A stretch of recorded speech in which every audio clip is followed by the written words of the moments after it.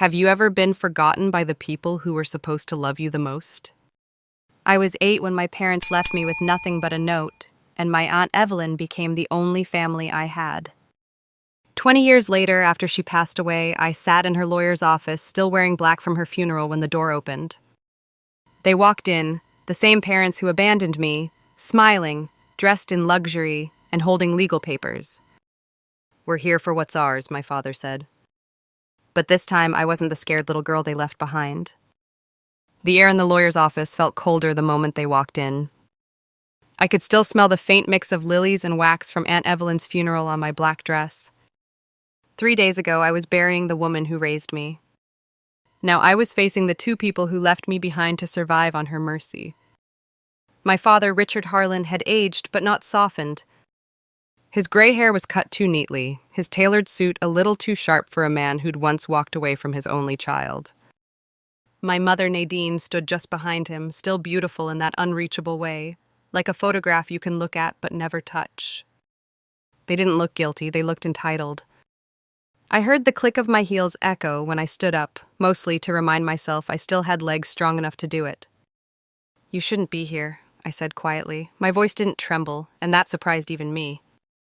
Richard smiled, the same charming salesman's grin I used to see before everything went dark. "We're family, Stella, and family has rights." My lawyer, Blake Whitman, cleared his throat beside me. "Mr. and Mrs. Harlan, this is a private legal meeting regarding the late Evelyn Harlan's estate. I'll have to ask—" Richard cut him off. "We already filed a petition, counselor. We're not leaving until we're heard." For a second, the room went still. The ticking wall clock became deafening. Blake blinked, his calm professionalism never cracking. "You filed what, exactly?" "An inheritance claim," my mother said softly, her voice polished like she'd rehearsed it. "We believe Evelyn manipulated our daughter while she was grieving. The assets she left, $15 million, should be distributed fairly among family." The word family tasted like rust in my mouth. Fairly, after 20 years of silence, after missed birthdays and hospital visits, after the nights I woke from nightmares calling for them, now they wanted fairness. I gripped the edge of the mahogany table. "You left me," I said. "You don't get to come back for her money." My mother's eyes flickered. "You don't understand, Stella. Things were complicated back then." "Complicated?" My voice cracked, sharp and alive. "You sold me for $14,000 and a promise you never intended to keep." The truth landed between us like broken glass. My father's jaw tightened. My mother looked down. Blake stepped forward, voice firm. "This meeting is over. Any further contact must go through my office." But as they turned to leave, Richard leaned closer, his cologne thick and familiar in a way that made my stomach twist. "This isn't over," he whispered. "You'll see us again in court." The door shut behind them, and silence rushed in like a wave. For a long time, I didn't move. I just stared at the folder Evelyn had labeled "in case they return." And for the first time since her death, I understood why she'd written those words. I was 8 the night my parents disappeared. There was no warning, no fight, not even a goodbye, just a note propped against the sugar bowl that read, "Evelyn will take care of you." It wasn't even written in my mother's handwriting. I remember the silence that followed, the kind that hums in your ears because the world has stopped making sense. The kitchen smelled like burnt toast and coffee gone cold. The light above the sink flickered, catching on the edge of the paper, and even then, I knew something had snapped forever. Aunt Evelyn arrived an hour later, still wearing her work apron from the shop. She didn't ask questions. She just knelt down, brushed the hair from my face, and said, "You're safe now, sweetheart." I believed her, maybe because I needed to. She fed me soup that night, even though it was the middle of July, and let me sleep in her bed because I refused to close my eyes alone. The next morning, she made pancakes shaped like hearts. She didn't talk about my parents, not once, but every gentle gesture said what words couldn't. They left, but I won't. Years later, when I was old enough to read legal documents, I found the custody papers. I shouldn't have opened that folder, but curiosity has a cruel sense of timing. The number was right there, 14,500, listed under custody settlement. I stared at it for a long time, wondering what it felt like to know your worth could be printed on a single page. Evelyn found me sitting on the floor, papers spread around me like shattered glass. She didn't panic. She just sat beside me and said quietly, "They didn't sell you, Stella. They gave me the chance to love you, and I took it." I wanted to believe that too. But even at 15, I could tell the difference between love and transaction. Still, she gave me everything they couldn't: structure, trust, safety. When other kids were learning how to drive, I was helping her run a business. She taught me to negotiate, to listen before I spoke, and to never beg for respect. Blood, she once said, isn't a bond, it's a coincidence. That line stayed with me, branded into the quiet corners of my mind. Now, sitting in the same office where her will was read, that folder still open in front of me, I trace my fingers over her handwriting again, in case they return. She must have known they would. And the cruelest part? So did I. Seattle rain has a way of making grief feel permanent. The sky hung low and gray the morning we buried Aunt Evelyn, as if the clouds themselves couldn't bear to look down. The scent of wet lilies clung to my gloves, mixing with the salt of my own quiet tears. There weren't many people at the service, just Mrs. Harris, a few employees from the company, and Blake Whitman, my aunt's lawyer. No one gave long speeches. Evelyn never liked dramatics. She'd said once, "If they loved you right, they'll already know what to say when you're gone." After everyone left, I stayed behind. The rain had turned to mist, soft and cold on my skin. I traced her name on the headstone with the edge of my finger: Evelyn M. Harlan, 1967 to 2025. A builder of homes, a keeper of hearts. She'd written that herself. She always knew how she wanted to be remembered. "Stella," a voice called softly behind me. I turned, and there they were. My parents. Standing together beneath a shared black umbrella, dressed in mourning clothes that looked almost rented. My father's tie was too new, my mother's heels sinking into the mud. Their faces were full of practiced sorrow.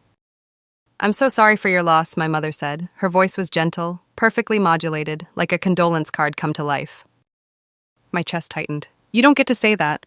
My father's tone shifted, low and smooth. "We only want to make things right. Evelyn wouldn't want family fighting." I laughed, a hollow, brittle sound that startled even me. "Family? You remember that word now?" Mrs. Harris appeared at my side, umbrella in hand. She didn't say a word, just positioned herself between us like a quiet wall of protection. "We should talk privately," Richard insisted. "It's about the estate. There are misunderstandings." Blake approached from the parking lot, his expression sharp the moment he saw them. "If you have business with Miss Harlan, you'll contact me formally." But my father wasn't done performing. He took a step closer, lowering his voice.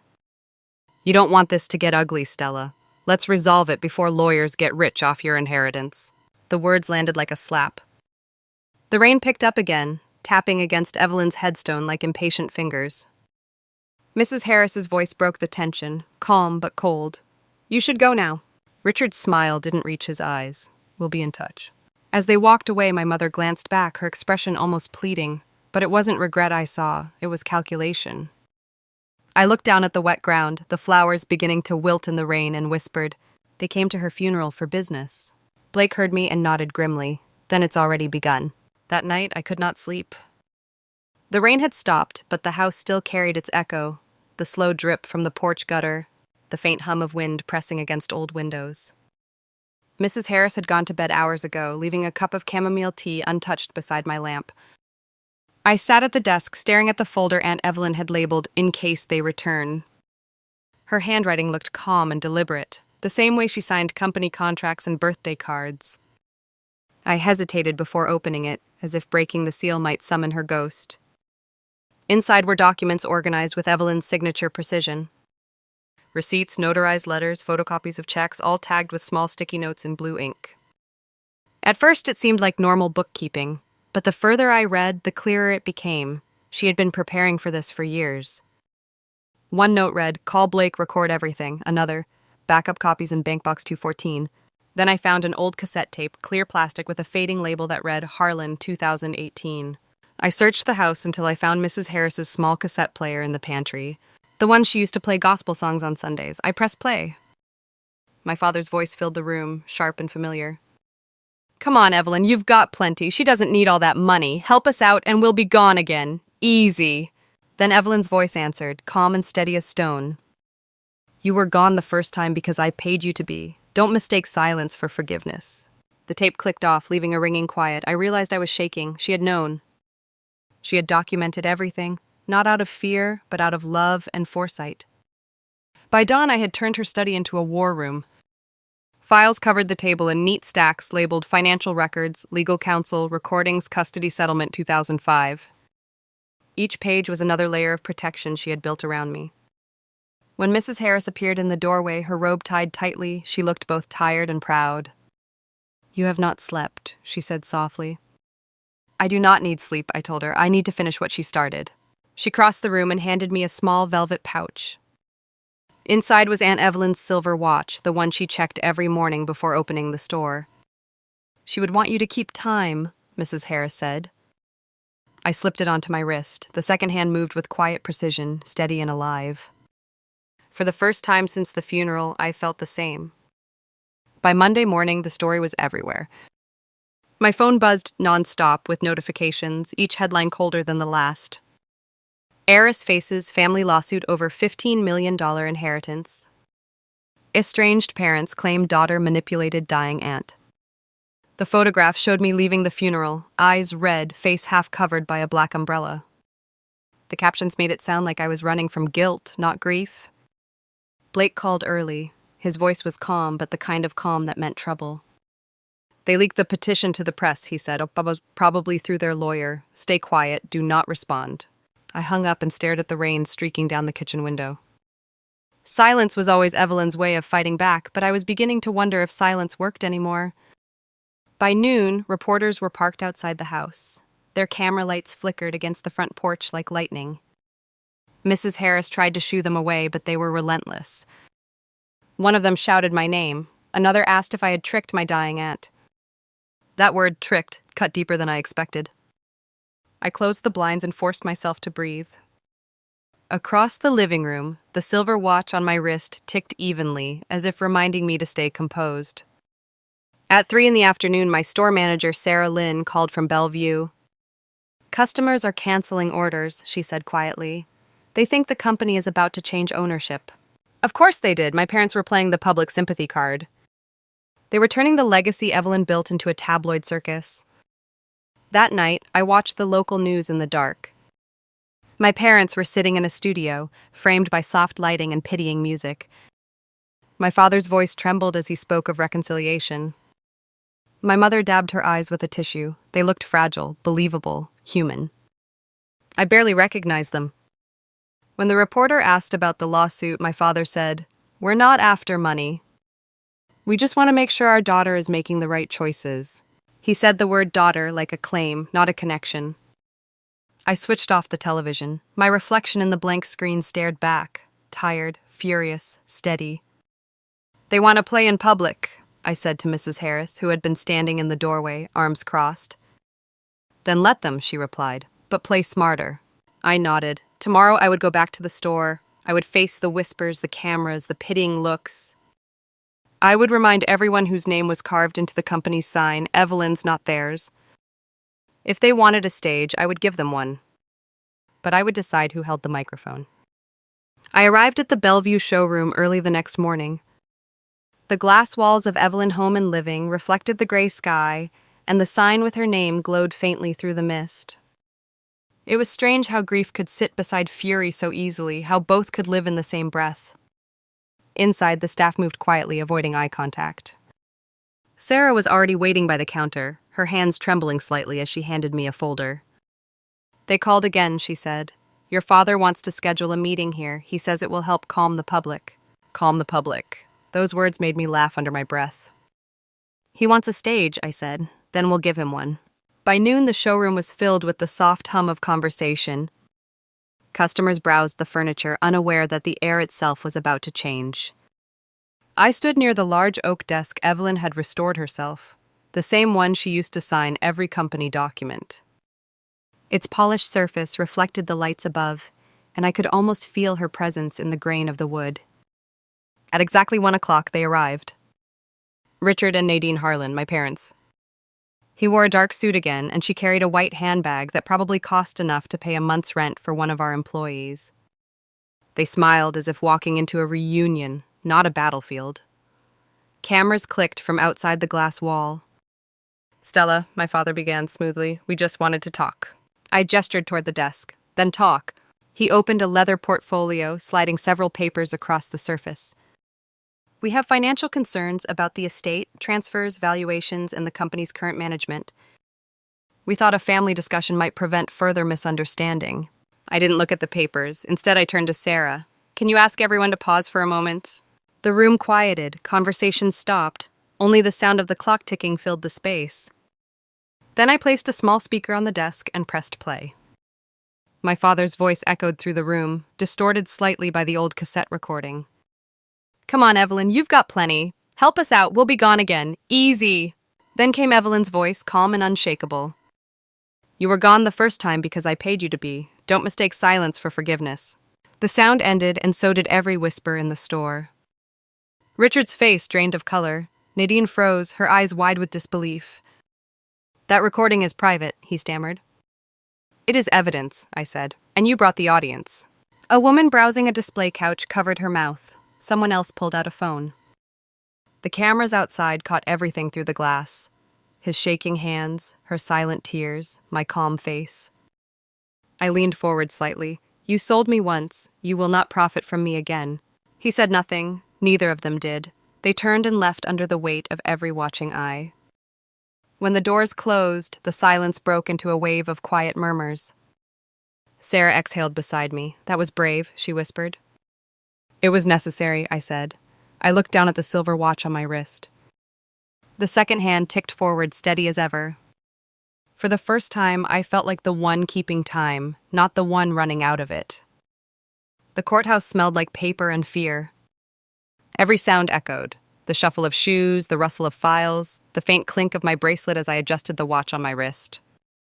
The courtroom itself was smaller than I imagined, but somehow the air inside felt too big, too heavy. I sat beside Blake at the defense table, my palms resting flat on the cold oak surface. Across the aisle, my parents sat with their attorney, Mark Dillon. He was young, confident, the kind of man who looked at women like he was waiting for them to break. The bailiff called the room to order. All rise. Judge Claire Sanderson entered, her expression carved from marble. She glanced between us, already tired of the theater she knew was coming. Case number 24917, the clerk announced. Richard and Nadine Harlan versus Stella Harlan, contesting the will of the late Evelyn M. Harlan. My father rose first. His tone was measured, almost rehearsed. Your Honor, we are here because we believe my late sister acted under undue influence. My daughter was emotionally dependent on her, and Blake stood, calm but sharp. Your Honor, my client was 8 years old when her parents abandoned her. I have legal documents proving they voluntarily relinquished custody in exchange for monetary compensation.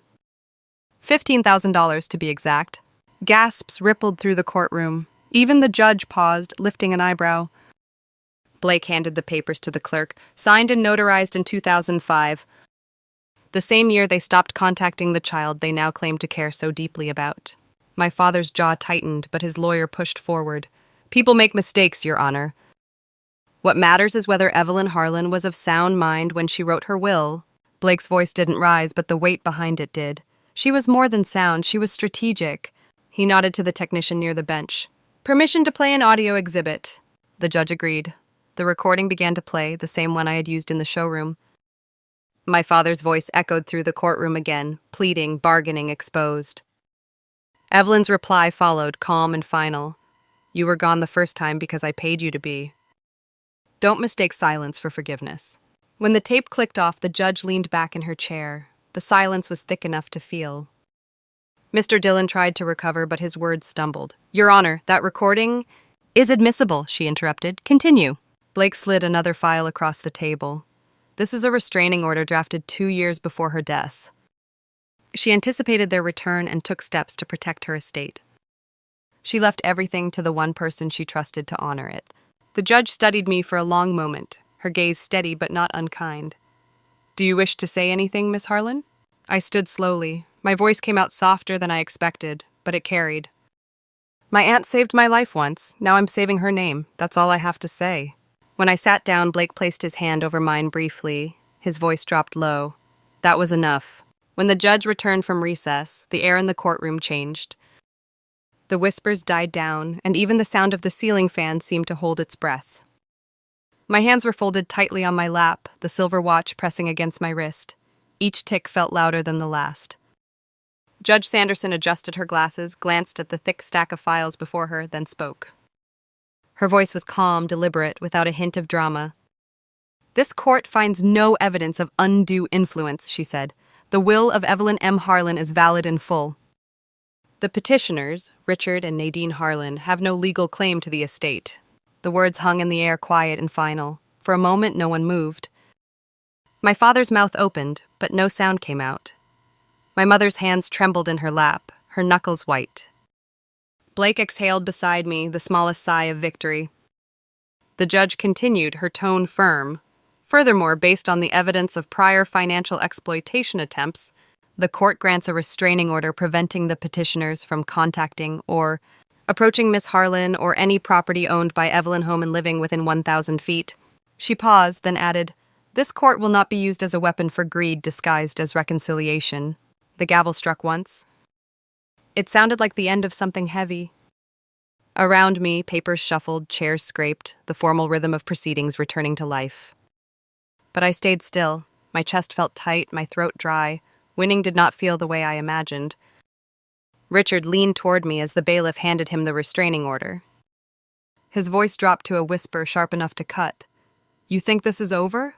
I met his eyes, unflinching. "It's over when I stop remembering what you did." He blinked, perhaps realizing that he no longer had the power to scare me.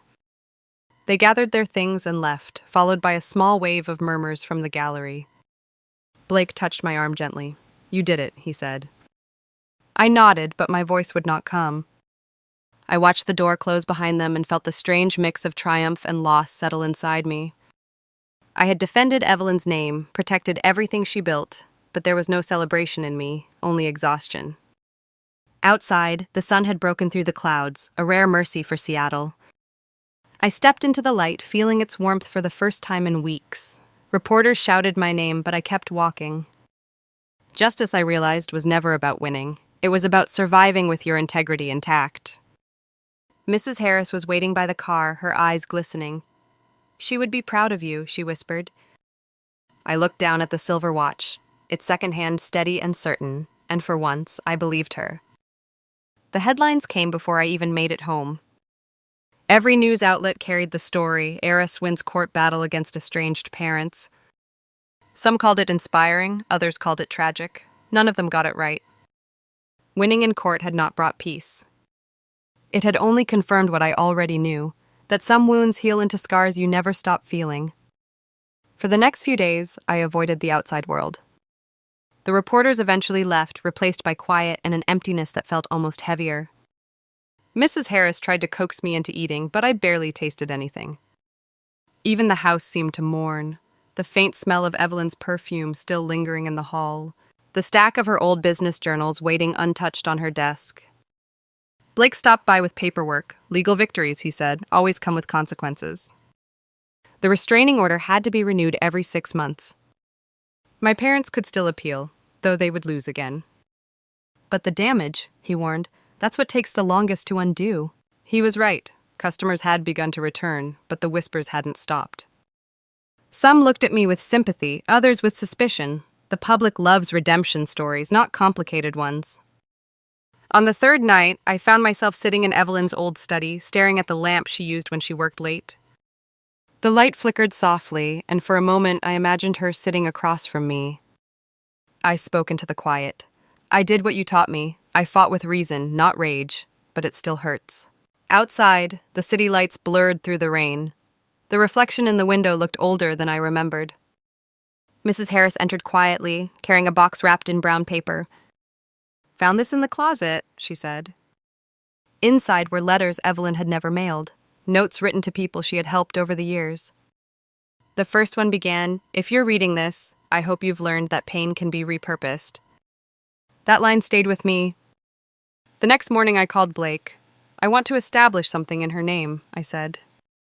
"A foundation for people who've been betrayed by their families, people who need a second chance." He hesitated, then said, "Evelyn would approve?" And so, the Evelyn Foundation was born, funded not by revenge, but by resolve. Its mission was simple: to give protection where love had failed. A week later, I stood in front of the old store's sign, now shining after a fresh coat of paint. The air smelled of cedar and rain. I touched the silver watch on my wrist, the one Evelyn used to keep time with, and whispered, "We're still building homes, just in a different way." The fight was over, but the cost of victory was permanent. Still, in that moment, I finally understood what survival meant. It wasn't about forgetting. It was about choosing to move forward, even when you remember everything. 6 months later, the rain finally gave Seattle a day of sunlight. The crowd gathered inside the renovated flagship store, the same place where my parents once tried to humiliate me. Now it looked different, warm light through wide windows, white flowers instead of cameras, hope instead of noise. At the center of the showroom stood a new plaque, the Evelyn Foundation, for those building a life after betrayal. People applauded softly when I stepped up to the podium. The same oak desk Evelyn once used was now polished to a quiet shine. For a moment, I ran my hand over its surface and felt her there, steady as ever. "When my aunt took me in," I began, "she told me that family isn't about blood. It's about consistency. About who shows up, especially when it costs them something." I used to think those were just comforting words. Now I know they were instructions. Faces in the audience blurred into color and light. Mrs. Harris stood near the front row, smiling through proud tears. Blake was beside her, holding a folder like he always did, practical even at emotional moments. "I won a court case," I continued, "but that wasn't the real victory.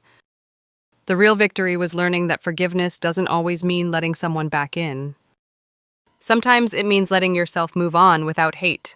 The room was silent except for the hum of the lights. I saw people nodding, strangers who had lived their own quiet wars at home. "Evelyn believed every person deserves a safe place," I said. "That's what this foundation will build, safe places, in whatever form they're needed." I paused then because I wanted this next part to matter. If you're listening and you've ever been betrayed by the people who should have protected you, know this: your worth was never theirs to measure. You don't need their apology to start healing, you only need the courage to begin again. Applause rose slowly, genuine, like the first sunrise after a long winter. Outside, the sign glowed against the glass: Evelyn Home and Living, her name, her legacy, our promise. Later, as I stepped into the sunlight, Mrs. Harris handed me a small envelope. Inside was a note in Evelyn's handwriting. "Time doesn't heal by itself, Stella.